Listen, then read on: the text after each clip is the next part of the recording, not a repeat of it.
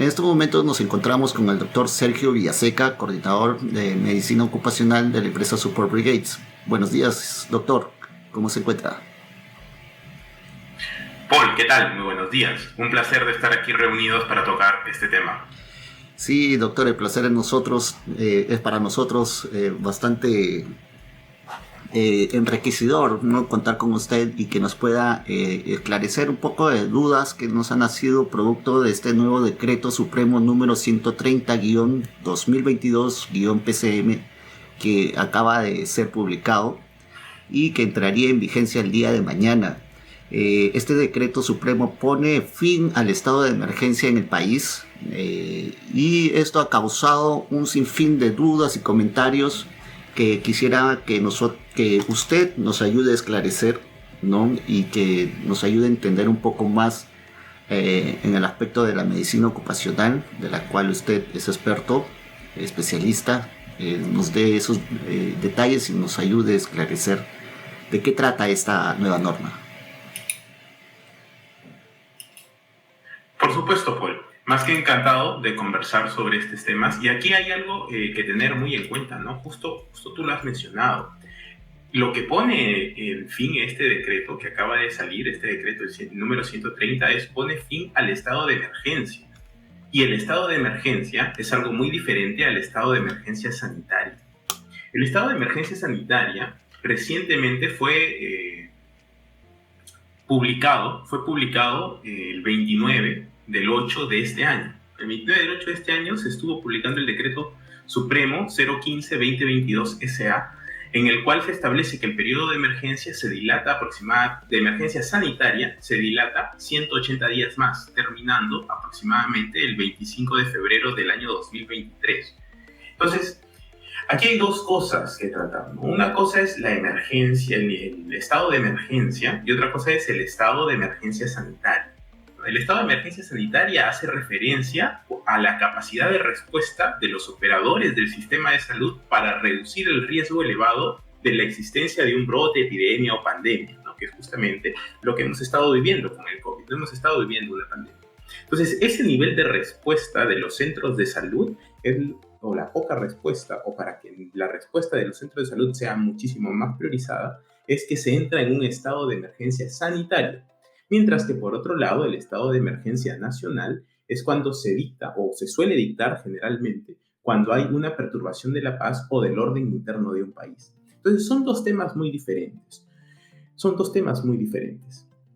Partiendo desde ahí. Por otro lado, tenemos que la normativa de riesgo de COVID se suele enfocar en dos factores diferenciados muy claramente. Uno, que es el sector laboral, y otro, que es el sector de orden social. A nivel del sector de orden laboral, salud ocupacional y toda la normativa COVID se ve actualmente regida bajo el decreto administrativo 321 del año 2021.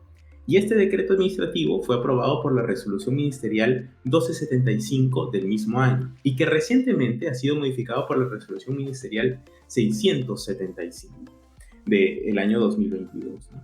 Entonces, a nivel laboral, los decretos que siguen funcionando para temas de salud y para temas laborales aún continúan vigentes. Y hasta el momento, la vigencia sigue siendo hasta el 25 de febrero del 2023. En ese sentido, a nivel de salud ocupacional, por el momento, aún no hay ningún cambio y no debe existir ningún cambio respecto a las medidas aprobadas por el Estado para disminuir los casos de contagio dentro de los centros laborales. Es decir, aún se tiene que continuar haciendo todo lo que corresponde al plan COVID que tenemos en la actualidad.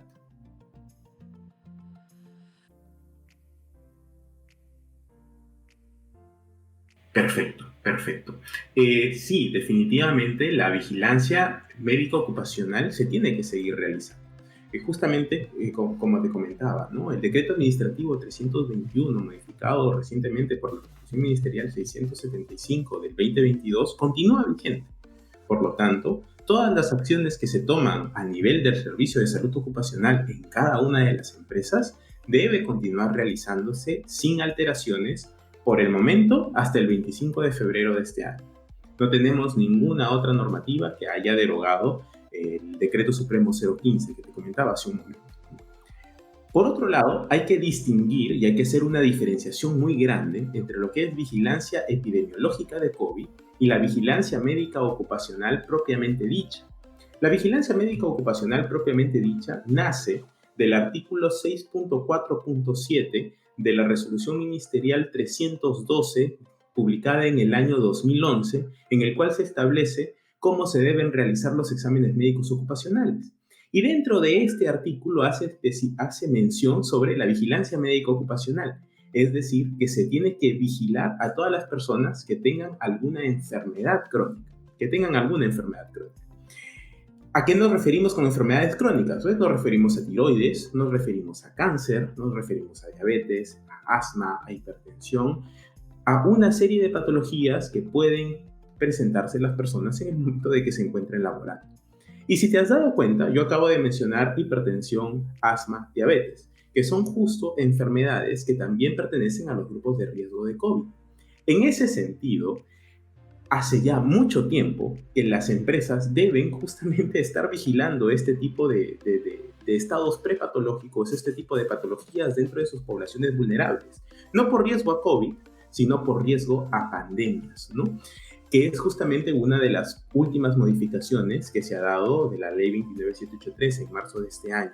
Pero para no desviarnos mucho del tema, hay que diferenciar vigilancia epidemiológica, o sea, lo más importante que sería respecto a esta pregunta es que hay que diferenciar vigilancia epidemiológica de COVID, que está incluida dentro del área de salud ocupacional, como una pequeña parte de la vigilancia médica ocupacional que las empresas ya deben tener instaurada desde el año 2012.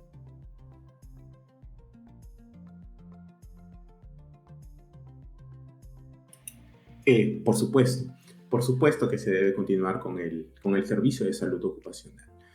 En el año 2011 nace la Ley 29783. Recién en el año 2012 y a partir del 1 de enero ya se comienza a hacer, es posible ejecutarla gracias a la aparición de su reglamento. Y en este reglamento se establece que todas las empresas, tanto del sector público como del sector privado, deben contar con un servicio de salud médica ocupacional, que es muy diferente a contar con un servicio de salud médica ocupacional destinado para ver los temas de COVID. Cambian el número de trabajadores mínimos y cambian una serie de temas más. Pero recordemos que desde el año 2012, que las empresas tengan implementado un sistema y un servicio de salud ocupacional ya es obligatorio por normativa. Y se dio plazo para regularizar esto hasta el año 2017. En la actualidad ya estamos 5 años después de ello, así que ya es obligación de todas las empresas contar con un sistema que avale la seguridad y la salud de sus trabajadores en sus puestos de trabajo.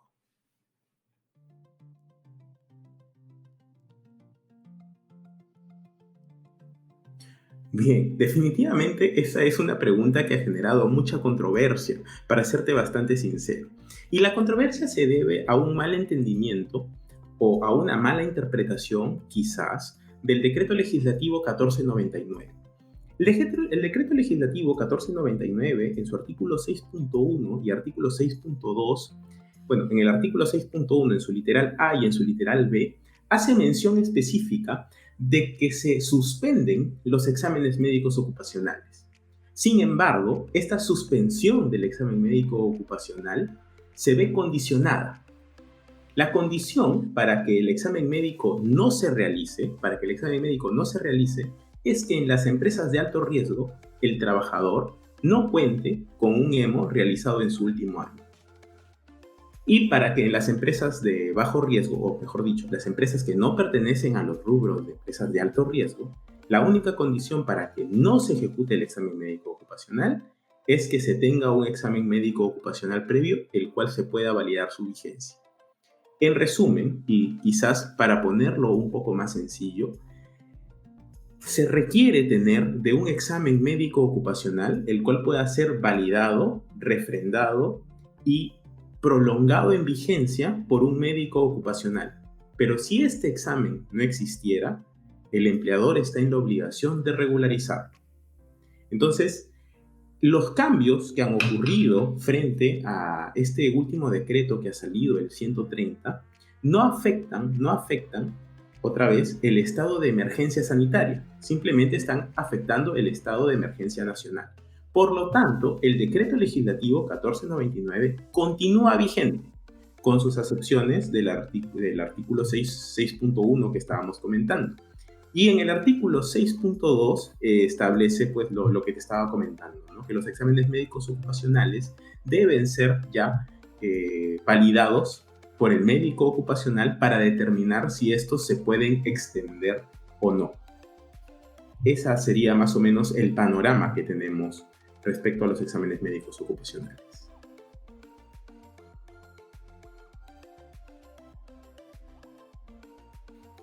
Excelente pregunta. Respecto a la mujer gestante, la última normativa o la última ley vigente es la 31051, en donde se establece que el trabajo que debe realizar cualquier mujer gestante de manera obligatoria es el trabajo remoto.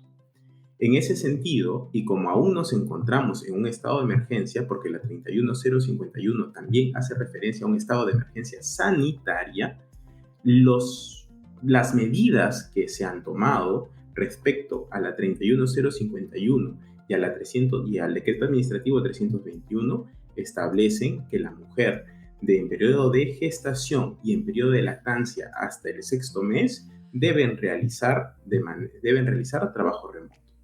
La ley lo menciona de manera obligatoria y el decreto administrativo lo menciona de manera facultativa. Sin embargo, a la ley tener mayor peso que un decreto, se opta o se recomienda pues, que el trabajo remoto sea obligatorio hasta los 6 meses al menos.